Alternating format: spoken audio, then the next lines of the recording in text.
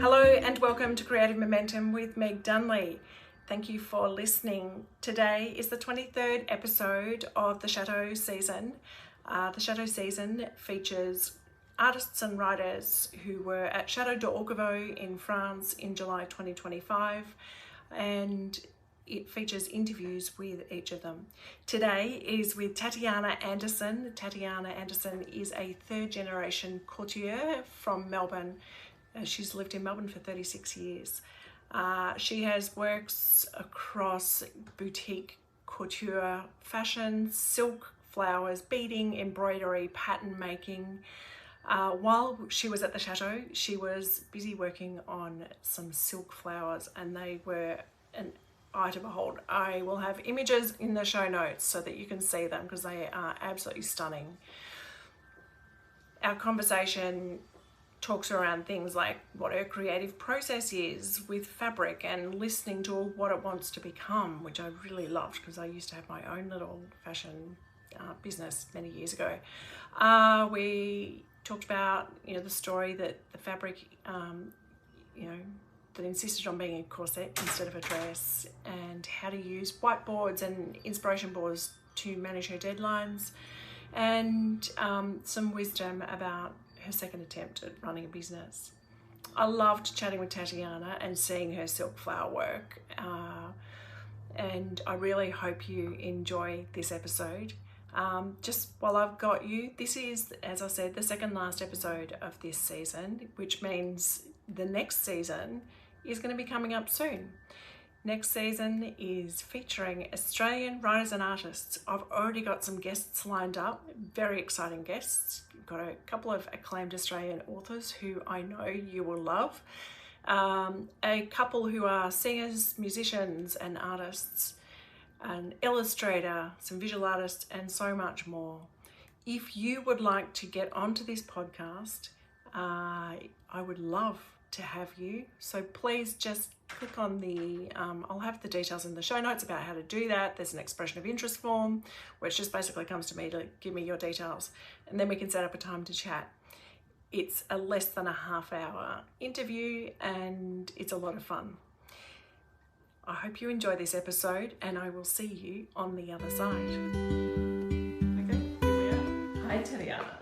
Can you please introduce yourself with your name and where you're from? Hi, I'm Tatyana Anderson. I'm from Melbourne, and I've been in Melbourne now for 36 years. Excellent.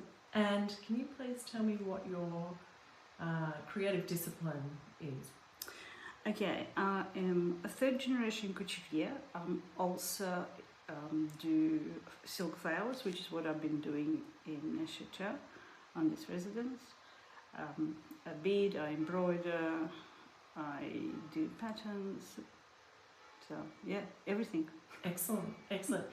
Can you tell me about what your creative process is? Do you start from an idea, a colour palette? Generally, if it's for fashion, I try to start with the fabric, because very often you come up with an idea and then you spend 6 months looking for fabric, so I kind of stopped doing that. So I do tend to start with the fabric, and for me, every time I pick up a fabric, I know what it's going to be, I know what it wants to be. And there has been a funny story when the fabric wanted to be a corset, I wanted a dress. 3 months later, it was made into corset and I wore it once. There you go. Yeah, so sometimes better not to argue. Yeah. It will get its own way in your way.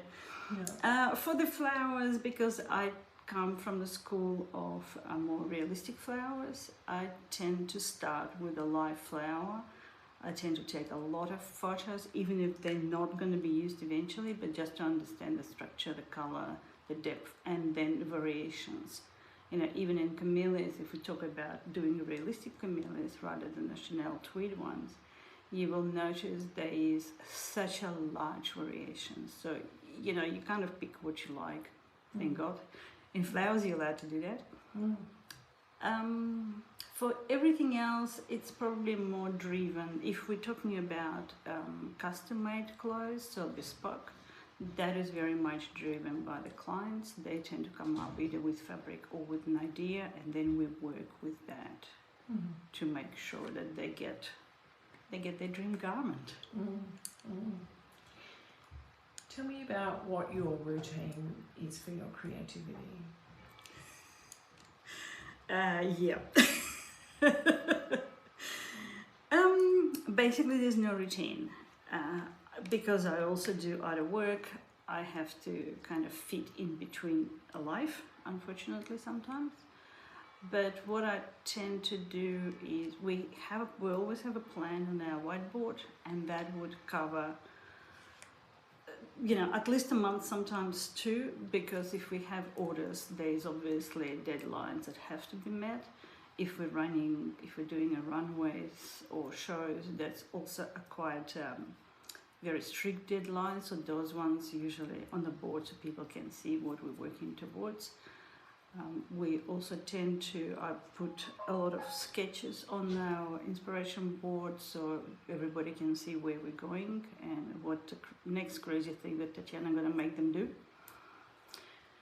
That's why they love me. That's why they work with me. All in all, for me, it's very much ideas can strike any time. Getting inspiration is not my problem. My problem generally is actually, do I have time to implement it, or do I give it to somebody else? And sometimes I do that. If I get an idea that I know I cannot implement and maybe it's not quite my style, I'll pass it on to somebody else. I'll find somebody and go, here, would you like an idea? I have one. Look, again, fabrics, nature, flowers. I do follow runways, so sometimes there's just a small details. Quite a few years ago, there was a skirt that Armani did in the main collection, in the couture collection, that I looked at that and thought, yeah, that's interesting, but I actually want to change it. So it became my Uncle Armani skirt.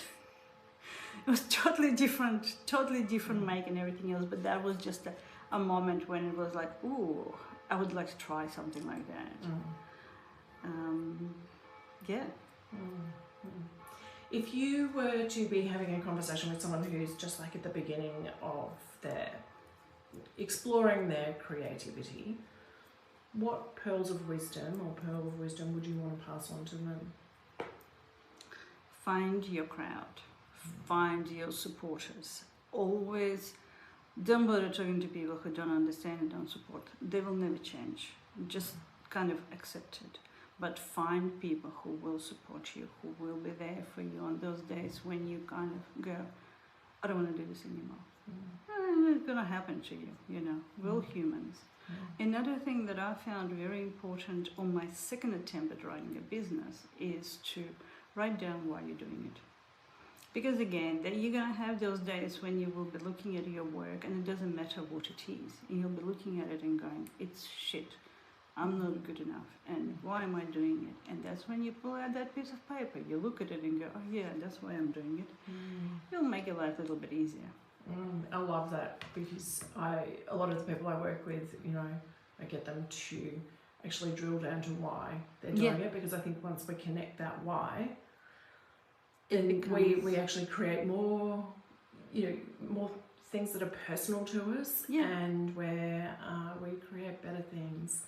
Yeah, and I think that helps also in those days when you go, I don't know what I'm doing, I don't know where I'm going, I'm doing this new collection, I don't know what it is.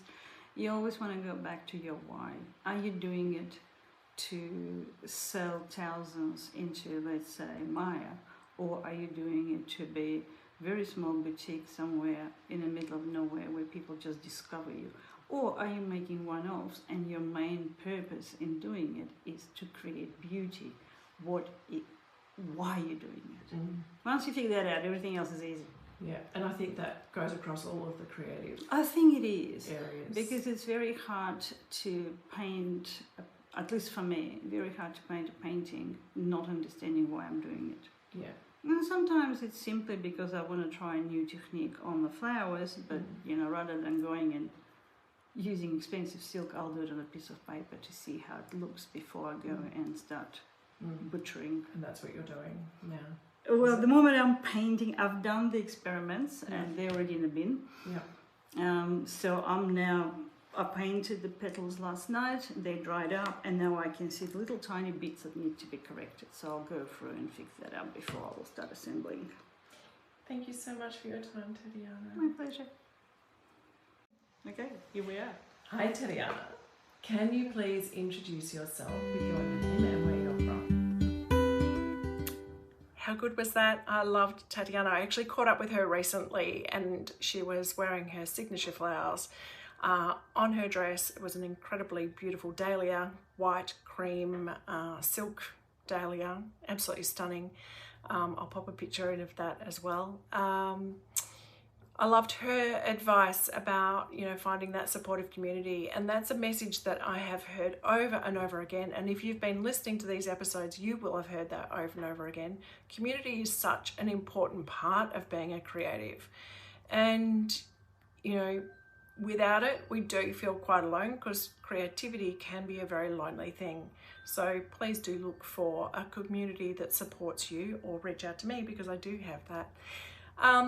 Coming to your why is really important, and you know, I love Tatyana's advice about that because, you know, with our why, we understand, our brain actually begins to understand the importance of what we're trying to do, and this is something that I actually work through with a lot of my coaching clients, is to get to that point of the why.